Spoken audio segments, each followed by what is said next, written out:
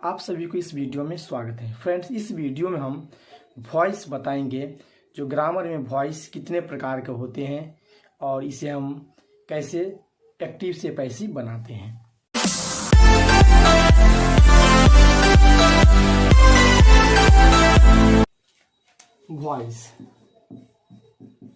Voice जो होते हैं ये दो प्रकार के होते हैं।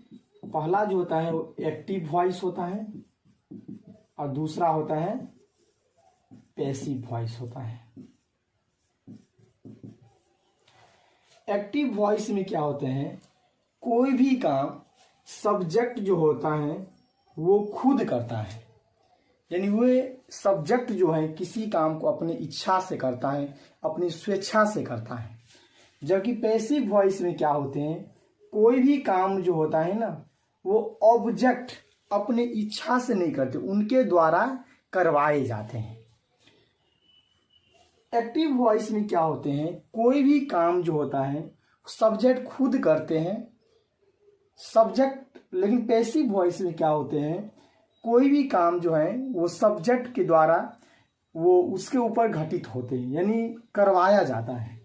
अब जैसे यहां एग्जांपल लेता हूं, आई राइट ए लेटर, मैं एक पत्र लिखता हूं। यहां पे मैं जो पत्र लिख रहा हूं अपने स्वेच्छा से लिख रहा हूं और ये सब्जेक्ट के ऊपर ये काम, ये सब्जेक्ट जो है आई वो इस काम को कर रहे हैं, लिखने का काम। जबकि पैसिव वॉइस में अगर देखा जाए, इसी को हम लिखेंगे ऐसे, और लेटर इज रिटन बाय मी। अब यहाँ पे एक पत्र जो है वो मेरे द्वारा लिखा गया है, यानी दोनों मैटर एक ही चीज है, कहने का तरीके अलग है। इसमें जो है वो मैं लिख रहा हूं, इसमें भी मैं ही लिख रहा हूं, लेकिन यहाँ पे हम अपनी स्वेच्छा से लिख रहे हैं, लेकिन यहाँ पे किसी के द्वारा ये लिखवाया जाता है। तो यहाँ पे और letter is written by me. Active से पैसिव बनाते हैं तो कैसे चेंज होता है, सबसे पहले एक्टिव का जो होता है ना वो सब्जेक्ट ऑब्जेक्ट बन जाता है और ऑब्जेक्ट सब्जेक्ट बन जाता है। अब जैसे ये सब्जेक्ट अगर है ये, तो ये ऑब्जेक्ट बन जाएगा, और अगर ये ऑब्जेक्ट है तो ये सब्जेक्ट बन जाएगा। अब जैसे कैसे होते, जैसे आई अगर सब्जेक्ट में रहे तो ऑब्जेक्ट में इसे हम मी बना देंगे, अगर वी रहे इसको हम अस बना देंगे, अगर यू रहे तो यू का ऑब्जेक्टिव फॉर्म यू ही होता है, और ही का जो होता है वो हिम होता है, सी का जो होता है वो हर होता है, और ये दे का जो होता है ये देम होता है। तो ये इसका जो है ऑब्जेक्टिव फॉर्म होता है, दे का देम होता है। ठीक है, अब हम एक्टिव से पैसिव कैसे बनाते हैं, इसका बहुत सारे रूल्स होते हैं। टेंस का रूल अलग होते हैं, सेंटेंस का रूल अलग होते हैं, बहुत सारे रूल्स हैं, तो एक एक करके जो है वो हम बताएंगे। तो ये सबसे ज्यादा इंपॉर्टेंट, अगर कोई भी सब्जेक्ट रहे तो ये ऑब्जेक्ट बन जाएगा, ऑब्जेक्ट सब्जेक्ट बन जाएगा।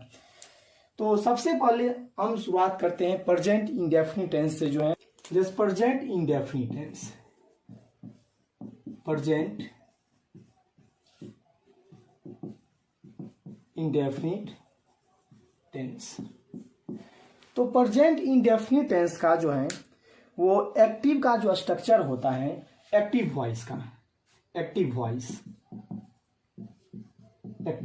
तो प्रेजेंट इंडेफिनिट टेंस में क्या होता है, तो सबसे पहले ये सब्जेक्ट होता है और इसके बाद V1 या V5 होता है प्लस ऑब्जेक्ट होता है, ये चीज का स्ट्रक्चर होता है। और V5 जो होता है वो थर्ड पर्सन सिंगुलर नंबर के साथ हम V5 का यूज करते हैं। अब जैसे यहाँ पे पैसिव वॉइस जब बनाएंगे, पैसिव वॉइस, इसमें क्या होगा, मैंने अभी बोला जो सब्जेक्ट ऑब्जेक्ट बनेगा, ऑब्जेक्ट सब्जेक्ट बनेगा। इसका जो ये वाला ऑब्जेक्ट है वो ऑब्जेक्ट ये पहले हो जाएगा, अब प्लस ये प्रेजेंट टेंस है इसे इज एम आर हो जाएगा, अब प्लस वर्ब का थर्ड फॉर्म होगा। यहाँ पे वॉइस में जो है जो भी होगा, कोई भी टेंस हो, हमेशा वर्ब का थर्ड फॉर्म का हम प्रयोग करेंगे। और ये वाला सब्जेक्ट कहाँ चला जाए, लास्ट में, तो प्लस यहाँ बाय हो जाएगा, अब प्लस ये सब्जेक्ट हो जाएगा यहाँ पर। अब ये जरूरी नहीं है कि बाय ही होगा, यहाँ पे ये डिपेंड करता है वर्ब, कोई भी वर्ब जो अपने साथ कौन सा प्रीपोजिशन लेता है वो उसके ऊपर डिपेंड है। लेकिन मोस्टली में क्या होता है, हम लोग बाय लगाते हैं। अब जैसे हम एग्जाम्पल लेते हैं, जैसे मैं यहाँ पे लिख लूँ अगर आई स्पीक इंग्लिश, तो सबसे पहले ऑब्जेक्ट इसमें क्या इंग्लिश, तो ये सब्जेक्ट बन जाएगा, यहाँ आ जाएगा। तो सबसे पहले ऑब्जेक्ट लेंगे, इसका इज एम आर, इंग्लिश एक लैंग्वेज, इसका इज लगेगा। और वर्ब का thought speak spoke spoken, spoken हो जाएगा। और ये बाय है तो बाय हो जाएगा। और सब्जेक्ट आई, आई का हम क्या बताया था मैंने, मी होगा यहाँ पर, आई का मी। अगर यहीं पर रहता है ही हेल्प्स मी, और जो मी है तो ये यहां आ जाएगा तो आई हो जाएगा, आई के साथ एम लगेगा। और V3 क्या हो जाएगा यहाँ पे, हेल्प्ड बाय, ही का क्या हो जाएगा यहाँ पे, हिम हो जाएगा। तो इस प्रकार से हम जो है वो एक्टिव का पैसिव बनाएंगे। अब जैसे कुछ और एग्जांपल हम लेते हैं यहाँ पे, अगर इसी प्रकार रहेगा सी सिंग्स ए सॉन्ग, ठीक है। ऑब्जेक्ट यहाँ पे क्या है, ए सॉन्ग है, तो हम यहाँ पे लेंगे ए सॉन्ग इज, और सिंग का V3 सिंग सैंग संग, और बाय सी का यहाँ क्या हो जाएगा, हर हो जाएगा।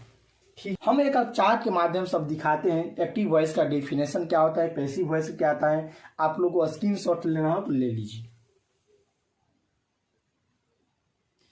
अब जैसे देखिए यहाँ पे एक्टिव वॉइस का डेफिनेशन लिखा हुआ है, पैसिव वॉइस का आगे चले तो ये there are two types of voice, active voice and passive voice. इसका कंसेप्ट मैंने सारे बता दिया, आगे हम बनाते क्या एक्टिव से पैसिव। पैसिव वॉइस का है दो, the voice in which the person और things affected is subject is called the passive voice. यही चीज बताया हूं मैं, ठीक है। एक्टिव से पैसिव हम कैसे बनाते हैं, यहाँ पे बनाने के नियम लिखा है। सब एक्टिव के ऑब्जेक्ट को पैसिव का सब्जेक्ट बना, मैंने बता दिया था। तो सब्जेक्ट ऑब्जेक्ट बनेगा, ऑब्जेक्ट सब्जेक्ट बन जाएगा। तो वही चीज यहाँ पे लिखा गया है। इसके बाद जो ये वर्ब का फॉर्म होता है V3 वो लिखा गया है। और जैसे मैंने एक चार्ट में बताया था सब्जेक्ट ऑब्जेक्ट बनते उसका फॉर्म होते हैं, तो यहाँ पे एक चार्ट के द्वारा दिखाया गया है। ये देखिए यहाँ पे प्रोनाउन जो एक्टिव वॉइस का और पैसिव वॉइस कैसे बदलते, तो आई जो है वो मी बन जाएगा, वी अस बन जाएगा, यू एजिटिव यू रहेगा, ही को हम हिम बना देते हैं, सी को हर बन जाएगा, इट ही रहेगा, और दे को हम देम रहेगा। तो इस प्रकार से यहाँ पे पर्सन लिखा है, कौन सा पर्सन है, तो ये भी दिया गया है। नेक्स्ट क्लास में नेक्स्ट इसके जाए तो सबसे पहले मैंने बताया था present indefinite tense. Present indefinite tense जो होता है वो प्रेजेंट इंडेफिनिट टेंस, इसका स्ट्रक्चर यहाँ बताया गया है। और वैसे मैं ऑलरेडी डिस्कस भी कर चुके हैं। ये देखिए यहाँ पे दिया हुआ है एक चार्ट की सहायता से। तो एक्टिव वॉइस में पहले सब्जेक्ट होगा, फिर V1 या V5 होगा प्लस ऑब्जेक्ट होगा।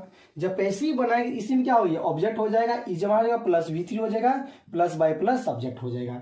कुछ एग्जांपल यहाँ पे एक्टिव है, इधर इसी का पैसिव बनाया गया है। जैसे आई टीच यू, तो you are taught by me.